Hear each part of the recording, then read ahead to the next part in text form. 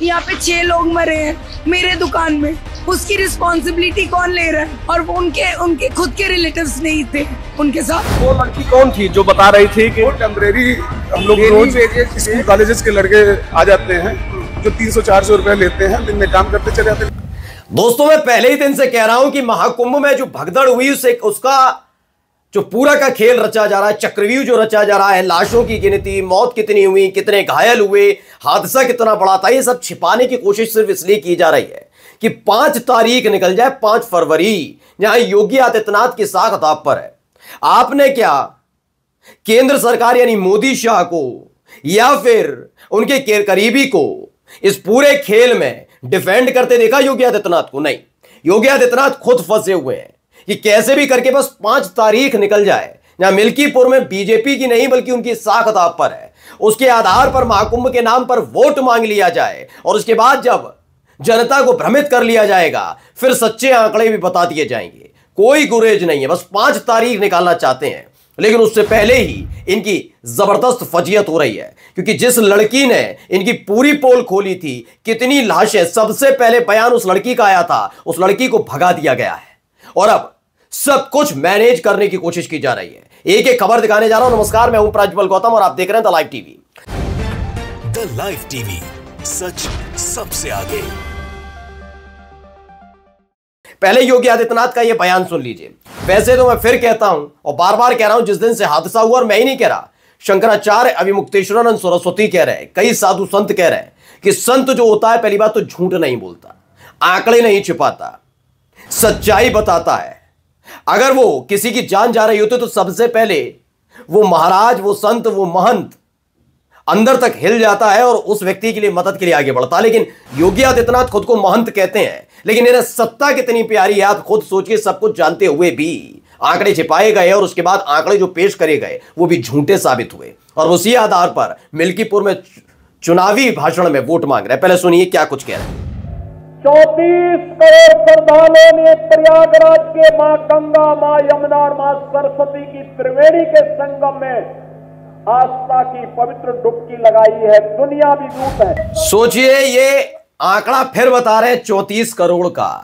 आंकड़ा असली वाला भी बता देते कि जनता बेवकूफ नहीं है, इसीलिए डरे हुए हैं, घबराए हुए हैं कि मीडिया को तो रोक लिया, वो नहीं दिखा पाए, उनकी हैसियत, उनकी औकात नहीं हो पाई। जो तमाम रंगे पुते चेहरे के साथ कल तक स्टूडियो में बैठे थे और सरकार की, योगी आदित्यनाथ की साख बचाने के लिए प्रयागराज में कूद पड़े थे और मातमी आवाजों के बीच भी हर्षोल्लास में व्यस्त थे।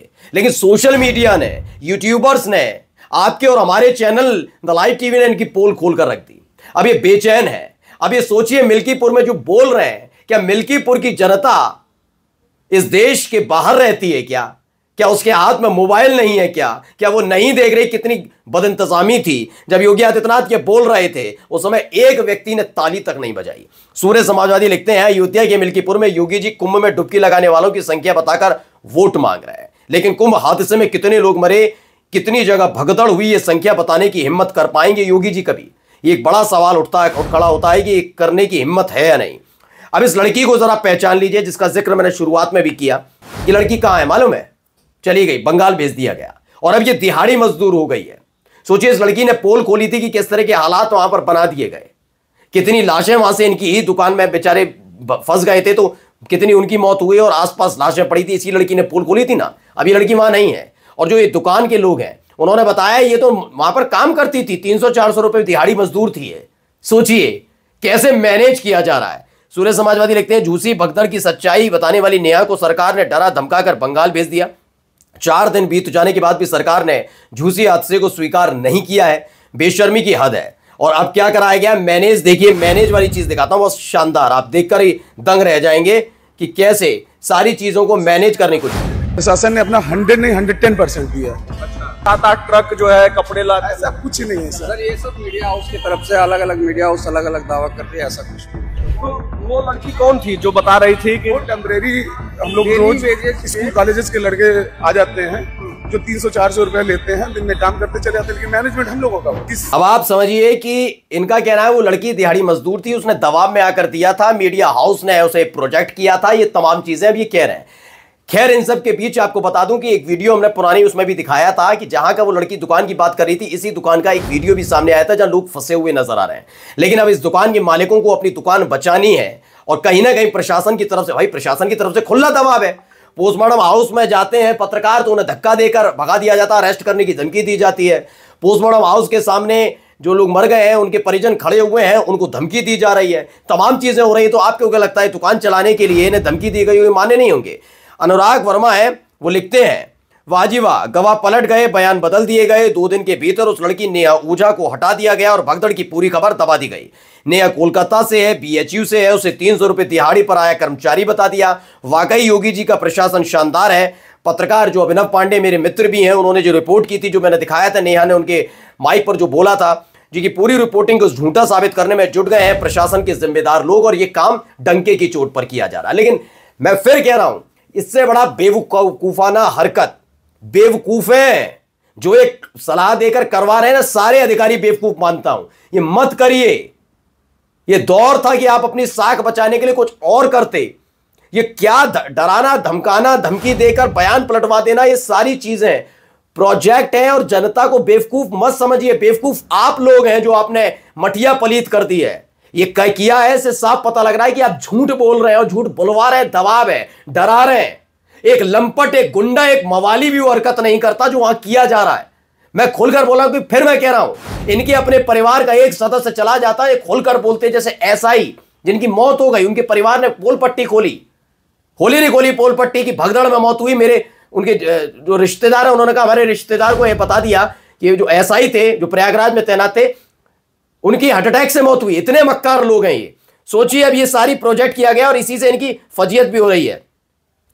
एक और खबर निकल कर आई, देखिए यही वाली वो वीडियो थी, थोड़ा मैं दिखा रहा हूं। नहीं पता चल पाया था कि यहाँ कुछ ऐसा हुआ। तो आप लोग कितने लेट हैं, हम पुलिस को क्या बोले?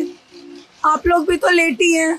बिल्कुल क्षमा मांगते हैं आपसे, बिल्कुल माफी, क्योंकि हमें पता ही नहीं चल पाया। प्रशासन ने भी, तमाम लोगों ने सिर्फ यही कहा संगम की तरफ भगदड़ है। यहाँ पे जब बची वो तब कहाँ थे? यहाँ पे कोई इंसान नहीं था, यहाँ पे कोई हेल्प के लिए नहीं था। 4 घंटे हम अकेले। ये दिहाड़ी मजदूर हो गई। अब ये लड़की दिहाड़ी मजदूर हो गई क्योंकि इसने पोल खोल दी। मैंने कहा ना, सारा खेल मिल्कीपुर के इर्द गिर्द रचा जा रहा है। अब ये वीडियो और देखिए जरा, जिस वीडियो को। भाभी कहाँ होगी, मेरी भतीजी सब लोग चाँप के मार डाले होंगे। मैं रोती रोती लाश को खोज रही थी। खोजते खोजते मैं अपने माँ को पाई, अपने भाभी को पाई। तो मेरी भाभी जो 5-6 लाश के ऊपर थी और उसके ऊपर मेरी माँ थी, उसके मेरी माँ के ऊपर 5-6 लाश और पड़ी थी। मेरी माँ की इतना गजी था। सोचिए ये हालात यहाँ पर बने हैं और शर्म नहीं आ रही। अब इनको जरा सुनिए, ये भाई साहब DIG वैभव कृष्ण क्या ज्ञान दे रहे हैं, पहले इनको सुन लीजिए। देखिए भीड़ नियंत्रण काफ़ी अच्छा है हम लोगों का, आप खुद देख सकते हैं। कोई भी आज भीड़ का प्रेशर पॉइंट नहीं है, कोई भी ऐसी इंसिडेंट रिपोर्टेड नहीं है कहीं पे अत्यधिक कोई दबाव हुआ हो। हाँ। हम लोगों का डिप्लॉयमेंट अच्छा। जो है वो सारे ऐसे पॉइंट्स पे जहाँ पे एडिशनल, जहाँ पे प्रेशर पॉइंट्स थे वहाँ पे एडिशनल डिप्लॉयमेंट किया गया है। अमृत स्नान हम लोगों के सुचारू रूप से चल रहे हैं। हाँ, बेहतरीन बता रहे हैं। ये भारत समाचार लिखता है कि हमारी भीड़ प्रबंधन अच्छा रहा, आप इसे देख सकते हैं, कोई दबाव बिंदु नहीं है, नई घटना की सूचना मिली है। हमारी तैनाती सभी दबाव वाले स्थानों पर है। अमृत स्नान सुचारू रूप से चल रहा है, हम इसे तदनुसार संचालित करते हैं। हमें उम्मीद है कि अमृत स्नान शाम 5 बजे तक समाप्त हो जाएगा। DIG वैभव कृष्ण, वाह गजब का बयान दिया है। कम से कम उसी दिन भी तैनात रहते तो बढ़िया रहता। अब डॉक्टर CP राय लिखते हैं, कुंभ में 30 मरे या 300, पर मेरे तो हिंदू ही है ना। आज लोग आजम खान का कुंभ याद कर रहे हैं, आज लोग इलाहाबाद के मुसलमानों की सेवा की तारीफ कर रहे हैं। फिर ये तथाकथित हिंदुओं की ठेकेदारी करने वाली सरकार किस लिए? सिर्फ और सिर्फ भ्रष्टाचार और जुल्म करने के लिए? ये सवाल उठने लगा है। वहीं एक और खबर निकल कर सामने आई, देखिए ABP न्यूज की तरफ से। महाकुंभ भगदड़ पर योगी से शंकराचार्य का नया सवाल, कफन पर 64 नंबर लिखा था, लेकिन सरकार, सोचिए इन्होंने बताया कि बात कह रहे हो 30, लेकिन एक कफन हमारे सामने आया, उसमें लिखा 64 नंबर, यानी कितने लोग मारे गए, इसकी बात छिपाने की कोशिश की जा रही है। और शंकराचार्य के यही सवाल चुभ रहे हैं अंधभक्तों को। और इसी के साथ साथ 2 जाते जाते खबरें दिखाने जा रहा हूं। पहली खबर ये देखिए, प्रेस ट्रस्ट ऑफ इंडिया की है। रुपये फिर गिर गया 54 पैसा और अब तक का सबसे निचली गिरावट है। अब तक की आजादी के बाद से लेकर अब तक का 87 रुपये 16 पैसे पर पहुंच गया है। $1 के मुकाबले 87 रुपये 16 पैसे पर हमारा रुपया पहुंचा। दूसरी खबर ABP न्यूज की, भारत को झटका लगा, फोर्ब्स ने शक्तिशाली देशों की रैंकिंग में इंडिया को किया टॉप 10 से बाहर। ये मुस्लिम देश शामिल है।